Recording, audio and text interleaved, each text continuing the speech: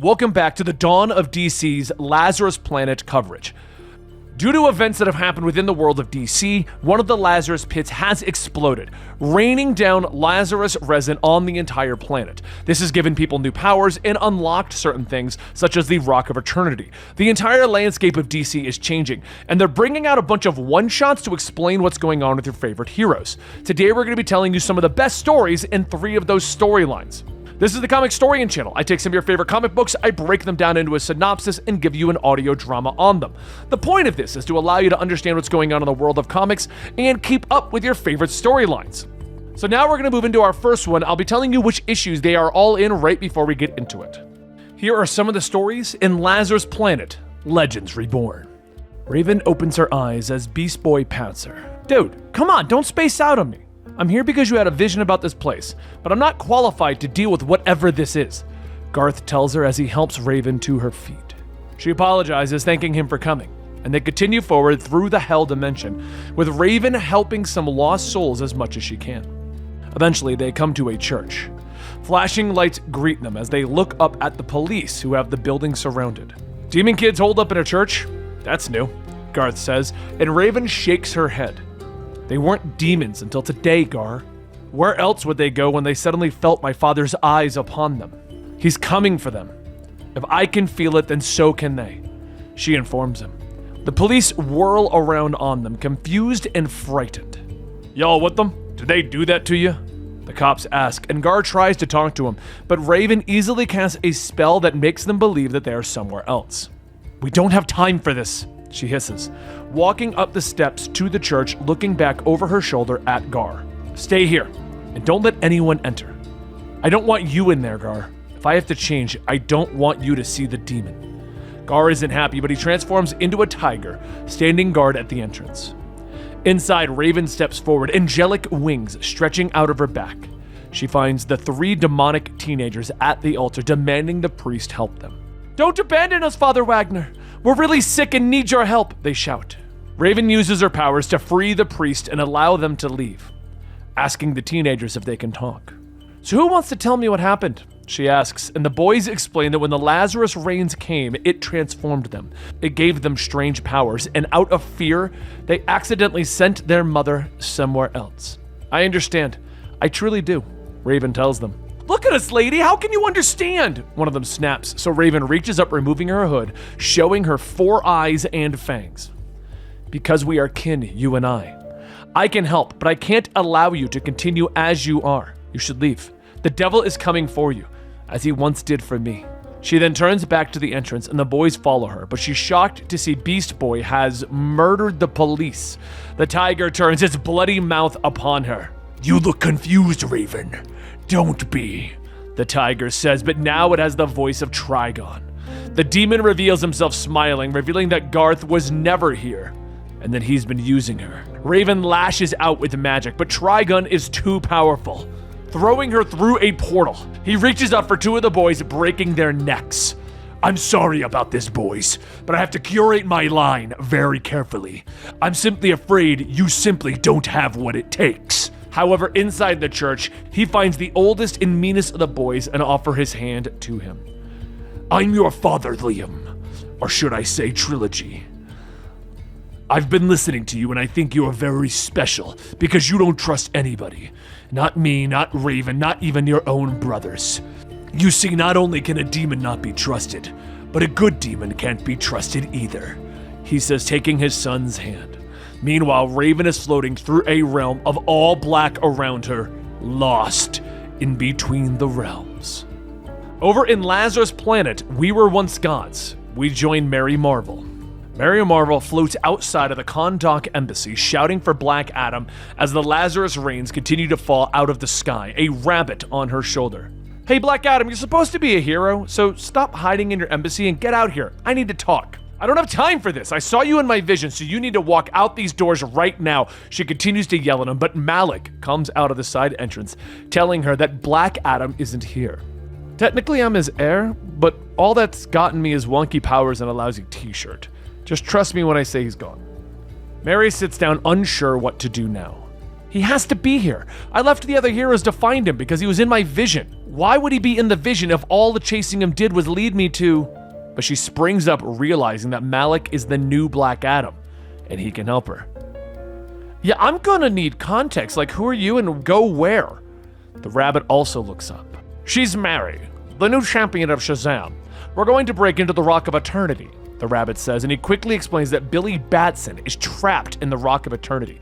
But since the rains have started, magic has gone haywire and they are able to break him free. So, heir to Black Adam, what do you say? Hoppy asks, and Malik is just confused. The rabbit can talk. He finally says, telling her that he can't help, that he never asked for the powers and doesn't want to be a hero. Mary floats in the air angrily. If you won't help me, I'll do this alone. I'm not giving up. Malik then realizes that Mary is just trying to help her family, so he follows along. All right, where do we find the Rock of Eternity? Eventually, they find a door flying forward, and Mary says the magic word of Shazam again, the lightning bolt crashing down, destroying it. Within moments, they find themselves within the Rock of Eternity, and Malik looks around in confusion. Champion? Is this what your rock is supposed to look like? He asks, and they find themselves in a barren landscape, with spectral giants appearing in the distance. No, it's not, Mary whispers. Maybe the bad green rain made it this way. A voice then calls out to them from behind, and they turn around to see Shazam floating towards them. It's not because of the Lazarus volcano. It's because you're not supposed to be here, he says. Excited to see her brother, Mary rushes forward, but finds that her arms go through the image of Shazam. New champion, heir to Black Adam, you are not welcome. Either exit of your own free will or I will make you leave, Shazam says before attacking them both, knocking them away. Billy, what the heck? I'm gonna free you. But Billy shakes his head, explaining that he can't leave and they can't stay. Other Shazams begin to appear, attacking the group, but Malik quickly figures out that they're all illusions. These aren't my brothers. The real Billy is trapped in the heart, so that's where we need to go. Hoppy nods and says that the heart of the rock is up ahead. Malik grabs Mary, tossing her upwards so that she can break through the heart of the rock, and inside she finds Billy Batson trapped in chains. He tells her to leave, that the Rock of Eternity won't allow him to escape, that he has to stay and control the rock so that it allows Mary and Malik to leave. Don't you get it? I'm sacrificing myself to save you and our family, Billy tells her, but Malik flies into the prison. We're all going home. He looks at Billy, pointing out that he could control the Rock of Eternity. My question is, why do you have to be the one trapped inside of it? Billy's eyes widen and he opens his mouth, stating the magic words, Shazam! Mary and Malik have to close their eyes as the blinding light fills the room, and when they open them, they're standing on the street corner in front of Billy's family's home. It worked! I absorbed the rock into myself. I'm free! He thanks them both, and the front door of the house reveals the Marvel family, who have all come to hug their brother. But unknown to them, the great wizard is watching from a pool of water, and he is angry at what has just happened. Traitorous heirs to the Wizard of Shazam, none of you are worthy! But over in the Lazarus Planet Next Evolution story, we have Red Hood. Red Hood looks down on the alleyway. The mob courier is taking a sample of Lazarus resin, and he needs it back. He swoops down attacking, but quickly discovers that he is the only one who doesn't seem to have brought a gun, for once. The mobsters open fire, and Jason leaps among them, quickly taking them out, jumping on his bike and following the courier, quickly finding himself aboard a tanker ship. He leaps down to find the ship is quiet. Pulling free the crowbar from his back, he slips inside of the ship's hold, his eyes widening in shock as he looks around at the bodies, surprised that someone could work so fast before he got there. The resin is gone, and he sees the destroyed remains of some kind of engine. As he moves outside of the ship's hold, he sees someone moving quickly. Jason begins to give chase and finds the runner leaping off of the boat, his image beginning to shimmer, and he takes a different form. Before Jason could continue the chase, he's then hit by someone incredibly fast from behind. He whirls around in surprise as the woman is leaping at him. He can barely see or attack her. She leaps over his head and down onto the waiting boat. They were using the Lazarus resin to build a particle propulsion engine. That kind of technology could be risky, Mr. Hood. Jason looks down at a third person on the boat, who calls out that they aren't enemies. Who the hell are you people? The man waves at him. We're watching you, Mr. Hood. The woman holds up a peace sign to them as the boat speeds away.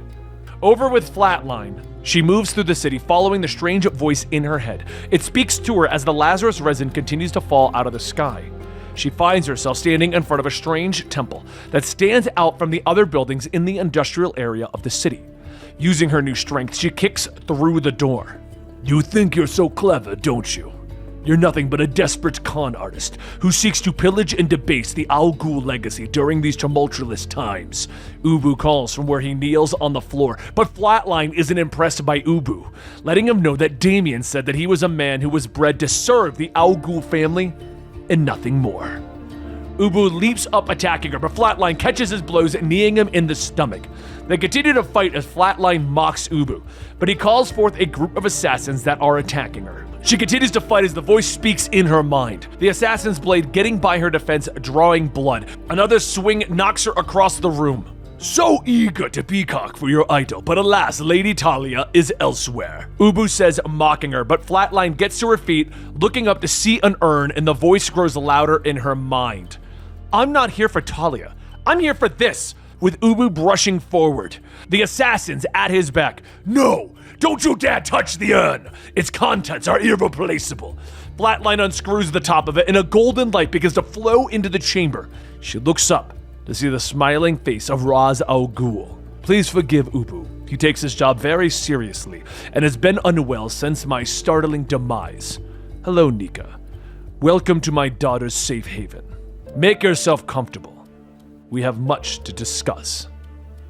So as usual with the Lazarus Planet, we had a bunch of broken up storylines setting up the new status quo across the board in DC. So to quickly run these down, we have Billy Batson is finally free from the Rock of Eternity, which is actually a storyline that I wasn't personally following because I've never found the Shazam storylines to be that interesting. The Red Hood storyline, honestly, I was kind of disappointed in because it just continues the idea that he's hunting down the Lazarus resin from his Task Force Z purpose, which kind of gives him a new goal to track these things down, which I kind of like, but at the same time, I wish they would have spent more time doing it. With the Flatline and Ra's al Ghul storyline, we all knew Ra's al Ghul would be revived from the dead eventually. I mean, that's literally his whole thing, coming back from the dead frequently.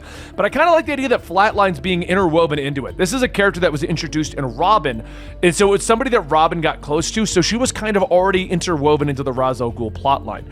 But that's what's going on Lazarus Planet. I hope you guys enjoyed today's video, and I hope it gave you a heads up as to what's going on in the Dawn of DC.